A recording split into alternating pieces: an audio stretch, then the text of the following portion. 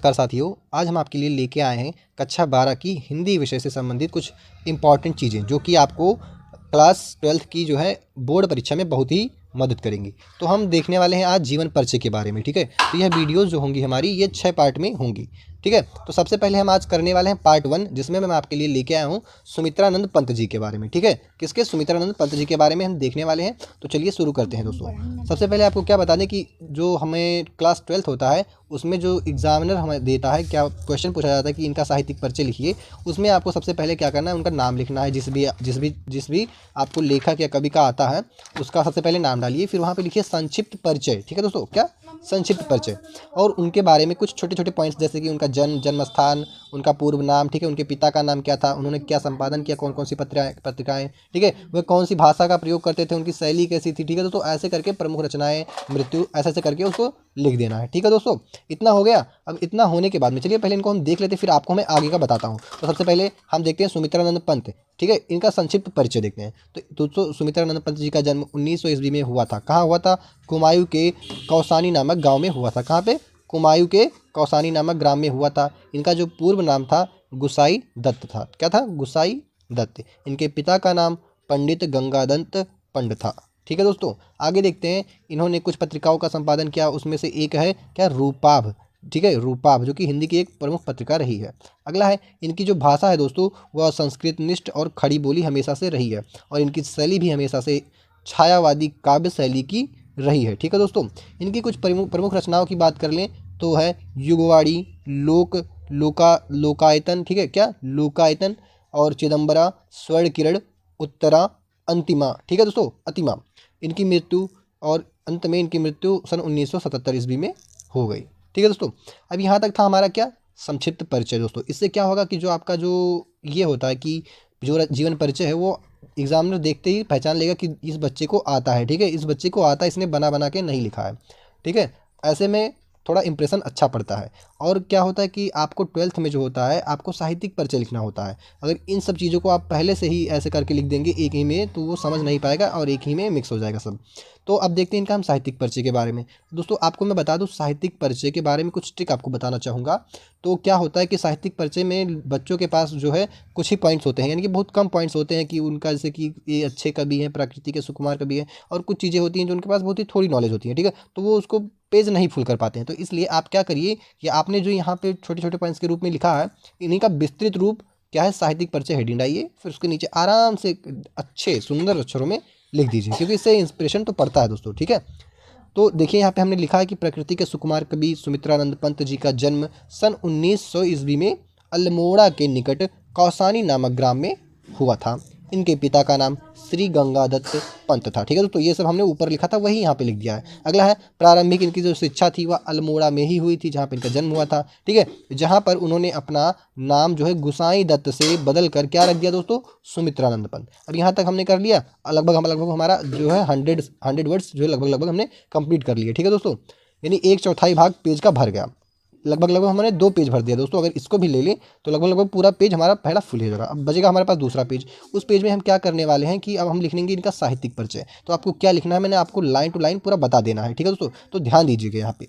सुमित्रानंद पंत जी का जन्म जो है वह प्रथम कविता, सुमित्रानंद पंत जी का जो प्रथम कविता है वह गिरजे का घंटा सन 1916 ईस्वी में प्रकाशित हुई थी। इसके बाद यानी तत्पश्चात, ठीक है, तत्पश्चात इनकी रचनाएं उच्छ्वास एवं ग्रंथि सन 1920 में प्रकाशित हुई। साथ ही साथ सन 1927 में वीणा, 1928 में पल्लव नामक कविता संग्रह भी प्रकाशित हुई, ठीक है। कुछ दिन कालाकार में ठहरे। कहाँ पे? कालंकार में, ठीक है दोस्तों, एक जगह है वहाँ पे ये कुछ दिन ठहरे थे। उसके बाद पुनः प्रयाग आकर, यानी कि ये इलाहाबाद में आकर रूपाभा, ठीक है, क्या है? रूपाभा नामक पत्रिका का संपादन कार्य संभाला। अरविंद घोष जी से मुलाकात के बाद पंत जी क्या किए? अरविंद दर्शन की ओर उन्मुख हुए और अपनी रचनाओं में अरविंद दर्शन को पिरोया। दोस्तों यह एक प्रकार का दर्शन है जिसकी बात यहाँ पे की गई है। और क्या हुआ? कला और बूढ़ा चांद पर साहित्य अकादमी पुरस्कार भी इन्हें मिला। लोकायतन पर सोवियत भूमि नेहरू पुरस्कार इन्हें मिला, एवं चिदंबरा नामक कृति पर ज्ञानपीठ पुरस्कार प्राप्त हो गया। ठीक है दोस्तों। यहाँ पे हमने क्या क्या किया, उनके जो साहित्यिक रचनाएं थी उन पे उनको क्या क्या पुरस्कार मिला, एक एक करके पूरा मैंने बता दिया। उनकी जर्नी क्या थी, ठीक है, वे कहाँ गए, किससे मिले, ये सब चीज़ें हमने यहाँ पे छोटे छोटे करके लिख दिए। इससे अच्छा हुआ, ठीक है, अच्छा इंप्रेशन पड़ता है इससे। आगे देखते हैं कि इन्होंने हिंदी हिंदी माता की सेवा करते हुए हिंदी का यह अमर पुत्र, दोस्तों अब ये थोड़ी बढ़ा चढ़ा के बातें लिखनी होती है तो इसलिए यहाँ पे ऐसा लिखा जाता है, ठीक है, अलंकार युक्त किया जाता है, कहने का मतलब है। तो ऐसा करके आप लिख सकते हैं कि हिंदी माता की सेवा करते हुए हिंदी का यह अमर पुत्र सन 1977 ईस्वी में पंच तत्व में लीन हो गया। ऐसा नहीं करना कि मर गए भैया, ऐसे नहीं करने होता है क्योंकि इससे इंप्रेशन गलत जाता है, ठीक है। तो सन 1977 ईस्वी में पंच तत्व में लीन हो गया। अब दोस्तों यहाँ तक आपने देखा, अब क्या करते हैं हम, इनका साहित्यिक परिचय तो वहाँ तक हो गया, लेकिन जो चीज़ें हमने वहाँ ऊपर लिखी थी ये स्टेप बाय स्टेप पूरा ऐसे पूरा एकदम मिक्स करके सेंटेंस बाय सेंटेंस, अब क्या करना है आपको उसको निकाल लेना है ऐसे ऐसे हटा के, मतलब हटाना नहीं दोस्तों, कहने का मतलब यहाँ से ऐसे एक्सट्रैक्ट कर लेना है इसको। और क्या करना है आपको, हेडिंग डालना है प्रमुख रचनाएं, फिर उसके बाद में लिखना है यहाँ पे नीचे उसके प्रमुख कृतियाँ निम्नलिखित हैं इनकी, ठीक है। इससे क्या होगा कि इंप्रेशन अच्छा जाता है। आगे लोकायतन, बीड़ा, पल्लव, गुंजन, ग्रंथि, क्योंकि जो टीचर होता है भाई उसके पास इतना समय नहीं होता क्योंकि उसको बहुत कापी पेज नहीं होती कि ये सारा पूरे पैराग्राफ जो है एक एक करके पढ़े, एक एक लाइन टू लाइन। वो ऐसे एक बार में नज़र डालता है, उसको एक ही साथ सब मिल जाते हैं दोस्तों, तो उसको लगता है कि हाँ बच्चे ने मेहनत किया है और पूरा का पूरा नंबर दे देता है, ठीक है। ऐसे ही हम अन्य रचनाओं में भी डाल सकते हैं कि स्वर्णधूलि, स्वर्णकिरण, उत्तरा, युगपथ, अंतिमा, युगांत, युगांतर, युगवाणी और ग्राम्य आदि। और इसी के साथ में दोस्तों ये ऐसे ख़त्म हो गया। तो मैं आपको फिर से एक बार गाइड करना चाहूँगा कि आपको लिखना कैसा है, ठीक है दोस्तों। तो देखते हैं, सबसे पहले आपको हेडिंग डालना है उनके नाम का, ठीक है। नाम का हेडिंग आपने मोटे अक्षरों में डाल दिया, फिर आपको काले नीले पेन से या काले पेन से आपको ज़्यादा अच्छा रहेगा, जेल पेन लेके जाए, जेल नहीं आप डॉट ही रखें पर थोड़ा गाढ़ा मोटा जो चले, उसे लिखिए संक्षिप्त परिचय, ठीक दोस्तों। इतना करने के बाद में उनका जन्म स्थान अलग अलग, ठीक है, उनका पूर्व नाम, ठीक है, या बचपन का नाम कोई भी हो तो ऐसा आप लिख सकते हैं। उनके पिता का नाम, अगर माता का नाम पता है दोस्तों तो वो भी लिख सकते हैं आप नीचे ऐड करके, ठीक। संपादन, उन्होंने किन किन पत्रिकाओं का संपादन किया, उनकी भाषा क्या थी, उनकी शैली कैसी थी, ठीक है, उनकी कुछ प्रमुख रचनाओं के बारे में और उनकी मृत्यु कैसे और कब हुई, इतना आप लिख सकते हैं।